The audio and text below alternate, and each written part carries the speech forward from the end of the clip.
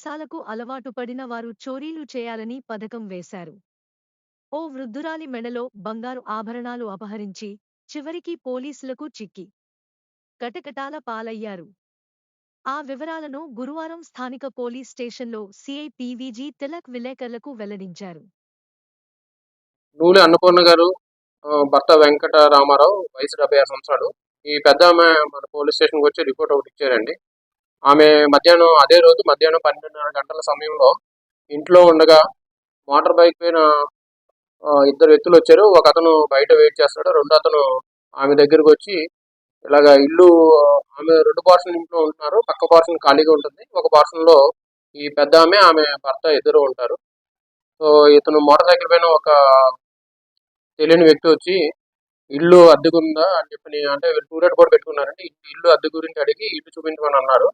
So ఈమె అద్దెకు వచ్చారేమో అని చెప్పి అతనికి ఇల్లు చూపించే క్రమంలో లోపలికి వెళ్ళేటప్పటికి ఈమె మెడలోని బంగారు తాడు తెంచుకుని వెళ్ళిపోయాడు. సో దాని మీద ఆమె రిపోర్ట్ ఇచ్చారు. రిపోర్టు ఆధారంగా మన నిడదవోలు టౌన్ పోలీస్ స్టేషన్లో crime number 181 2024 under section 307 134 BNS కింద కేసు రిజిస్టర్ చేయడం జరిగింది. కేసు రిజిస్టర్ చేసిన తర్వాత కేసు దర్యాప్తులో భాగంగా అన్ని రకాల సాక్ష్యాధారాలను సేకరించి ఇన్వెస్టిగేషన్ తర్వాత మనకి ముద్దాయిలు చెల్లిపోయిన సత్యనారాయణ, ఇతని వయసు 39 సంవత్సరాలు, యనమదురు భీమవరం మండలం, యనమదురు సొంత ఊరు. ఇతను నొల్ల ఆత్రేయపురం మండలం నొల్లలోని గత 4 సంవత్సరాల నుంచి అక్కడ నివసిస్తున్నాడు. అట్లానే పాకా వీరస్వామి, ఇతని తండ్రి పేరు చంద్ర, 40 సంవత్సరాలు. ఇతని సొంత ఊరు వచ్చి కానూరు అగ్రహారం, పెరవల మండలం. మూడో అతను సమ్మింగి సన్యాసరావు, 29 సంవత్సరాలు. ఇతని ఉండి మండలం, వెస్ట్ గోదావరి ఉండి మండలం, మహాదేవపట్నం గ్రామం అండి. వీళ్ళ ముగ్గురు కూడా ఒక పథకం ప్రకారం ఈ పాకా వీరస్వామి అనే అతను, చెల్లిపోయిన సత్యనారాయణ, వీళ్ళిద్దరూ కూడా గతంలోని 2007 సంవత్సరంలో గల్ఫ్ కంట్రీస్ లో కలిసి పనిచేశారు. వీళ్ళిద్దరికి అప్పటి నుంచి పరిచయం ఉంది. ఇద్దరు అక్కడి నుంచి తిరిగి వచ్చేసిన తర్వాత కూడా ఇక్కడ రెగ్యులర్ గా కలుస్తూ ఉండడం, ఒకరు మాట్లాడుకోవడం, ఇదంతా కూడా జరుగుతుంది. ఈ క్రమంలో పాకా వీరస్వామి అనే అతను ఉల్లిపాయల బండి నడుపుతూ ఉంటాడు. వాళ్ళ సొంత ఊరి నుంచి బయలుదేరి ఉదయాన్నే చాగళ్ళు, నిడదవోలు అండ్ మన ఈ పరిసర ప్రాంతాల్లో ఉల్లిపాయల బండి నడుపుతూ ఉంటాడు. ఉల్లిపాయల బండి నడుతుంటే వీళ్ళకి వచ్చిన ఆదాయం సరిపోక వీళ్ళకి ఉన్న ఇతరత్ర అప్పులు, వీటి గురించి ఈ సత్యనారాయణని పాకా వీరస్వామి ఒక పథకం వేసుకుంటారు. ఎలాగంటే ఇతను మన ఏదైనా నేరాలు చేసి డబ్బులు సంపాదించొచ్చన్న ఒక ఆలోచన వీళ్ళకి వస్తుంది. ఇతను దాంట్లో భాగంగా నేను అలా ఉల్లిపాయల బండి నడుపుతూ వెళ్తున్నాను కదా, ఇతను ఏం చేస్తాడంటే టూలెట్ బోర్డు ఉన్న హౌస్లు, ఉల్లిపాయలు అమ్మే క్రమంలో కొనుక్కున్న వాళ్ళు వచ్చిన వాళ్ళని పరిశీలిస్తాడనమాట. ఎవరు పెద్దవాళ్ళు ఉన్నారు, ఇంట్లో ఎవరు లేకుండా ఒంటరిగా ఉంటున్న వాళ్ళు, లేదా ఇళ్ళలో ముసలి ఉన్న వాళ్ళని వీళ్ళని గుర్తించి ఐడెంటిఫై చేసి వాళ్ళ పథకంలో భాగంగా ఈ సత్యనారాయణకి ఆ విషయాన్ని చేరవేసి, ఇలా ఉన్నారు, ఆ ఇంట్లో ఎవరు లేరు, మనం ఇక్కడ నేరం చేస్తే మనం దొరకకుండా ఉంటామని చెప్పి ప్లాన్ చేసుకుని అందులో భాగంగా 8వ తారీఖుకి ఒక 4 రోజుల ముందు అదే ఇంటికి వస్తారు. అప్పుడు కూడా ఇల్లు అద్దె గురించి అడిగి చుట్టూ అంతా చూసుకుంటాడు అనమాట. ఇంటి చుట్టూ మనం నేరం చేసిన తర్వాత పారిపోవడానికి అనువుగా ఇంటి చుట్టూ ఎవరన్నా ఉన్నారా, ఎలా పారిపోవాలి, ఏ విధంగా పారిపోవాలని ఒక పథకం వేసుకుని ఆ పథకంలో భాగంగా వాళ్ళంతా రెక్కీ చేసుకున్న తర్వాత 8వ తారీఖు ఉదయం మళ్ళీ ఆ ప్రదేశానికి వచ్చి రోడ్లన్నీ కూడా చూసుకుంటారు.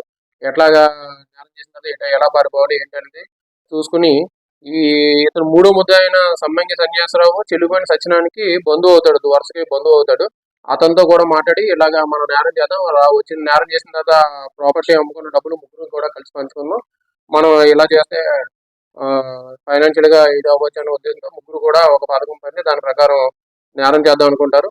సో అందులో నేరం ఎగ్జిక్యూషన్ లో భాగంగా 8వ తారీఖు ఉదయం అతను పాకా వీరస్వామి అనే అతను ఉల్లిపాయలు అమ్ముకోవడానికి రెగ్యులర్ గా వస్తాడు. అతనితో పాటు చెల్లిపోయిన సత్యనారాయణ కూడా ఉదయాన్నే వచ్చి వీరస్వామితో రెగ్యులర్ గా ఫోన్ లో కాంటాక్ట్ ఉంటాడు. ఇతను ఇంట్లో ఎవరున్నారు, ఏ సమయంలో అనువైన ప్రతి సమయం ఎవరు లేని చూడని ఐడెంటిఫై చేసి 8వ తారీఖు 12:30కి ముందు ఇతను ఫోన్ చేస్తాడు.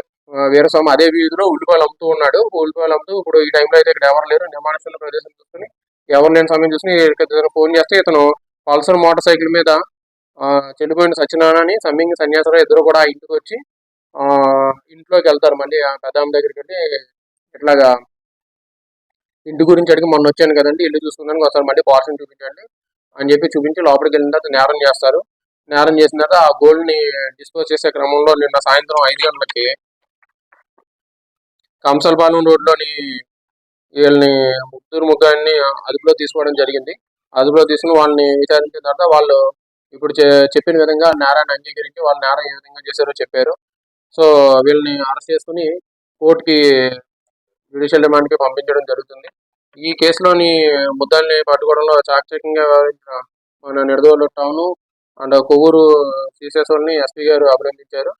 మన డిఎస్పీ గారి ఆధ్వర్యంలో ఈ కేసు ఇన్వెస్టిగేషన్ విచారణ అంతా అన్ని కోణాల్లోని పరిశీలించి ముద్దాయిల్ని పట్టుకోవడం జరిగింది.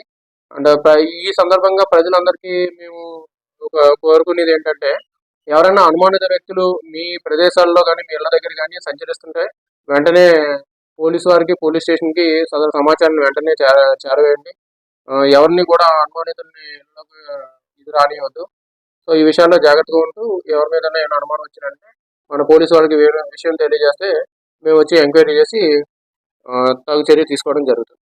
మొత్తం ఇది 2 పేటల పుస్తుల తాడు 43 గ్రాములు అండి, 72,000 ప్రాపర్టీ వాల్యూ.